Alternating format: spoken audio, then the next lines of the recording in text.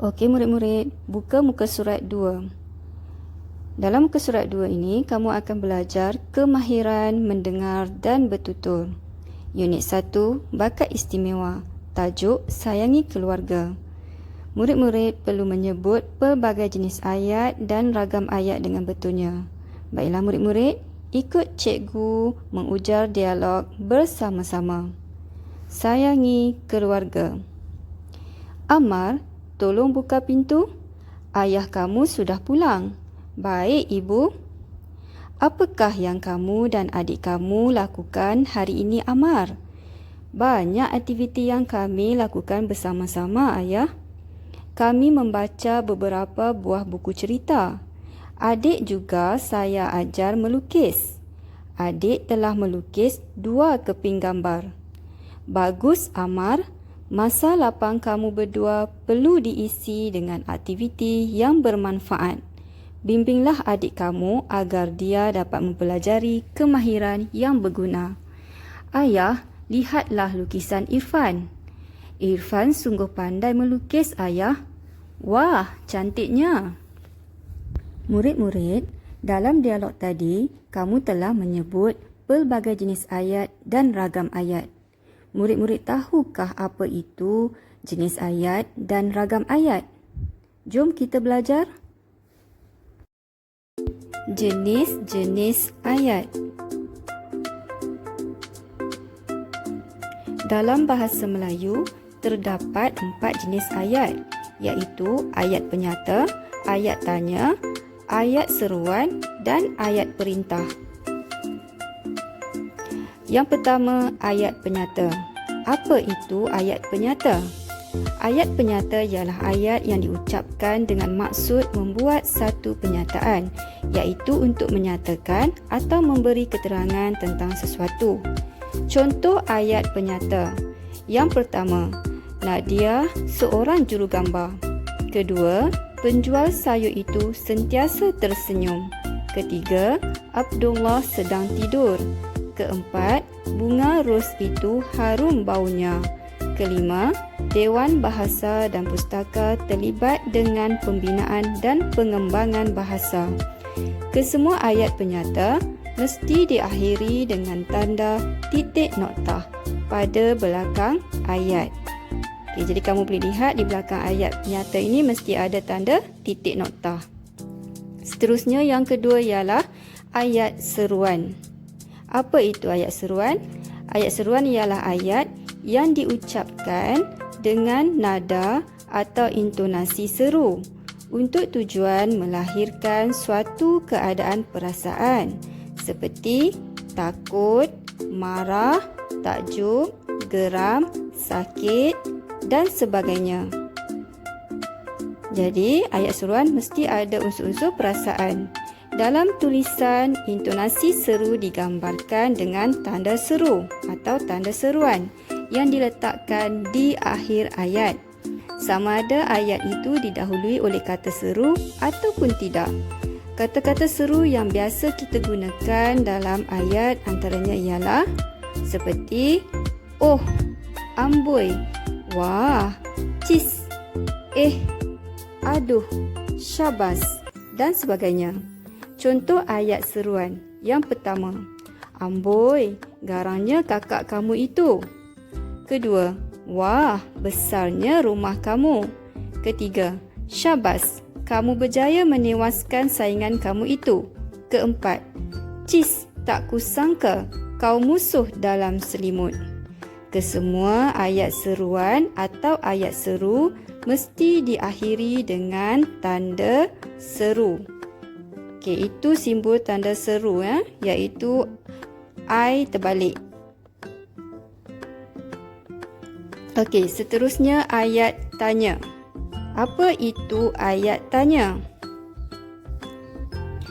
Ayat tanya ialah ayat yang digunakan untuk tujuan menanyakan sesuatu hal. Contohnya, apa yang kamu buat di sini? Kamu hendak pergi ke mana? Ayat tanya mempunyai 2, iaitu ayat tanya tanpa kata tanya dan ayat tanya dengan kata tanya. Kesemua ayat tanya mesti diakhiri dengan tanda soal ataupun tanda tanya. Yang pertama, ayat tanya tanpa kata tanya, iaitu ayat yang biasanya kita ucapkan dengan nada suara meninggi sebelum kesenyapan pada akhir ayat. Contoh, dia tersenyum. Adik masih menangis. Partikel kah biasanya diletakkan pada hujung ayat seperti dia ke sekolah kah? Mereka berlepas pagi tadi kah? Okey, itu contoh ayat tanya tanpa kata tanya. Kedua, ayat tanya dengan kata tanya, iaitu ayat tanya yang menggunakan kata tanya. Contoh kata tanya, ingat lagi murid-murid apa itu contoh kata tanya yang telah kita belajar?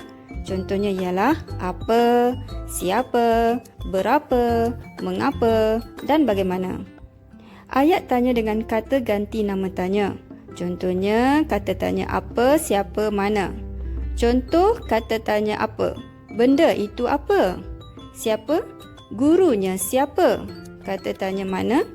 Adik awak mana?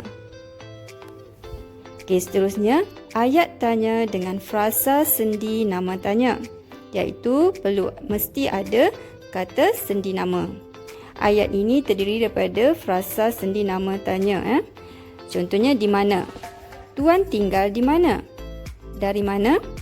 Okay, soalannya, mereka datang dari mana? Okay, sejak bila?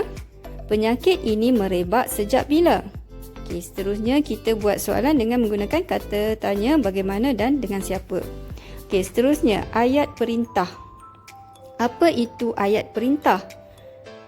Ayat yang mengandungi unsur arahan atau kemahuan yang kuat oleh penutur terhadap pendengar. Ayat ini diujarkan bertujuan untuk menimbulkan suatu tindakan yang ditujukan kepada orang kedua seperti kamu, awak dan engkau. Ayat ini terdiri pada ayat yang bertujuan menyuruh, melarang, mempelawa dan meminta. Okey, ini ialah contoh ayat perintah. Okey, ayat perintah ni ada berapa murid-murid? Kita lihat ayat perintah dapat dibahagikan kepada 4, iaitu ayat suruhan, ayat permintaan, ayat larangan dan ayat silaan. Okey, lepas ini kita akan lihat contoh ayat perintah dalam keempat-empat bahagian tersebut.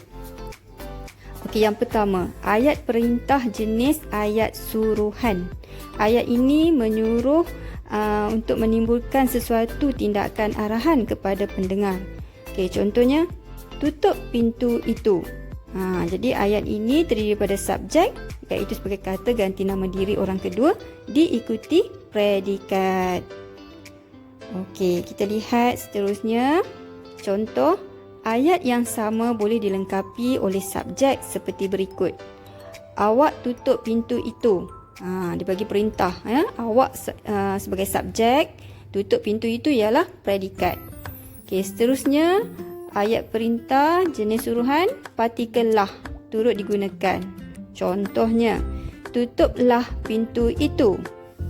Okey, yang kedua, ayat perintah jenis ayat permintaan. Apa dia permintaan ni?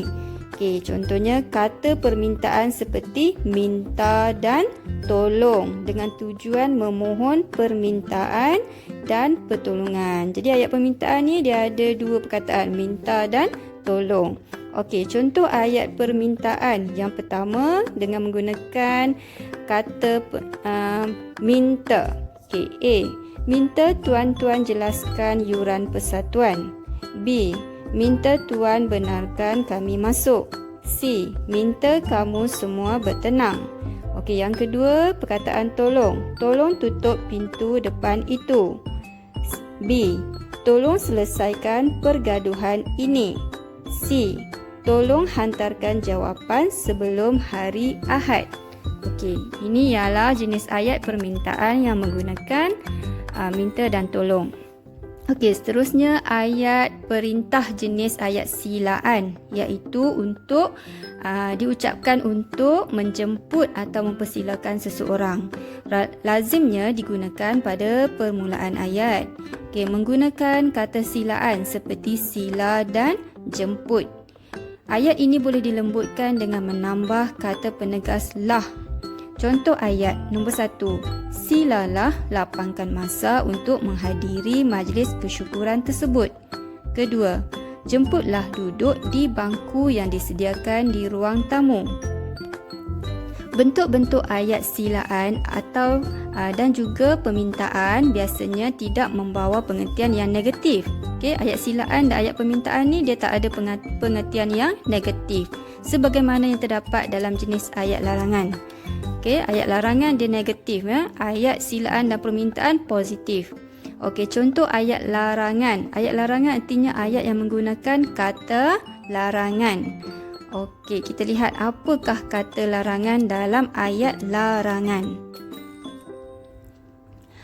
Okey, contoh kata larangan seperti jangan, usahlah, usah, tidak usah dan janganlah. Okey, ada 5 di situ ya, contoh kata larangan. Ini termasuk dalam ayat perintah ya, kata larangan dalam ayat perintah.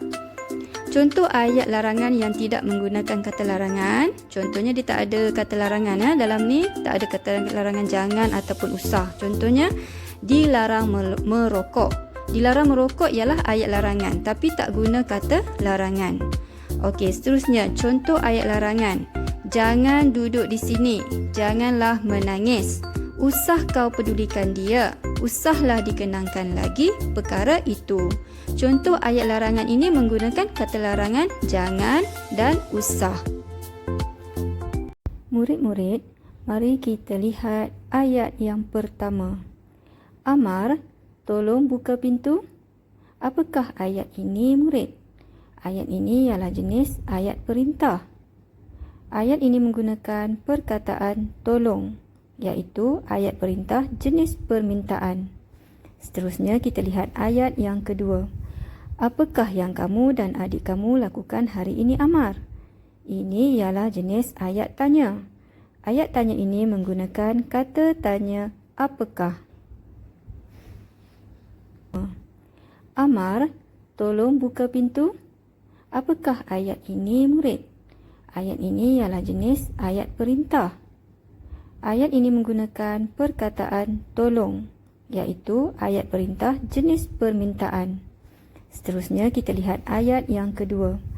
Apakah yang kamu dan adik kamu lakukan hari ini, Amar?